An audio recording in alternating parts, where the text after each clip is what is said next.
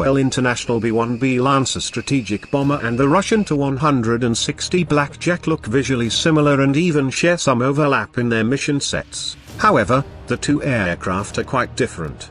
The B-1A was originally designed as a high-altitude supersonic penetrator before the Carter administration cancelled the program in 1977 after it became apparent that the new bomber would not be able to survive against new Soviet air defenses. Instead, the Carter administration emphasized ballistic missiles and authorized the development of what would eventually become the Northrop Grumman B-2, a Spirit stealth bomber. However, the development of the stealth bomber was not made public and would remain classified for years to come. President Ronald Reagan resurrected the supersonic bomber as the B-1B. Instead of penetrating at high altitude, the new B-1B would be optimized for low-altitude penetration using a combination of speed, terrain masking and reduced radar cross-section. However, the trade-off was that the B-1B sacrificed high-altitude, high-speed performance as a result. While the B-1A had a top speed of over Mach 2.0, but the B-1B can barely manage Mach 1.25 as a result of its many structural changes and fixed geometry inlets. After the end of the Cold War, the B-1B was denuclearized and refocused on the conventional role, with all of the jet's nuclear hardware being removed in 1995. In place of the nuclear capability, the bomber was given a new conventional role, starting with Conventional Mission Upgrade Program. As part of the effort, the bomber was fitted with enhanced synthetic aperture radar capability and the ability to carry precision-guided munitions.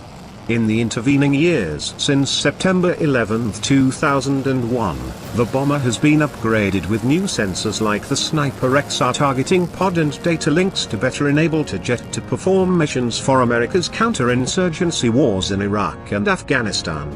The B-1B is no longer able to fight inside heavily defended airspace, but the aircraft will still have a role in the high-end fight as a standoff cruise missile carrier using weapons like the JASA and LRASM. Ironically, that means that during a high-end fight it will have a role similar to the Russian Tu-160. The Tu-160, while it looks similar to the B-1B, is a very different aircraft. The Soviet Union designed the Blackjack primarily as a means to deliver a nuclear strike during World War III.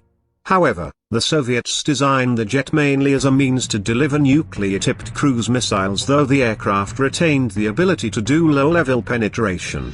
As such, the Tu-160 is much larger and much faster than the B-1B, with a maximum takeoff weight of over 606,000 pounds and top speed greater than Mach 2.05. By contrast, the B-1B weighs in at 477,000 pounds. The Tu-160's primary armament has always been long-range cruise missiles like the Kh-55 of which it can carry a dozen.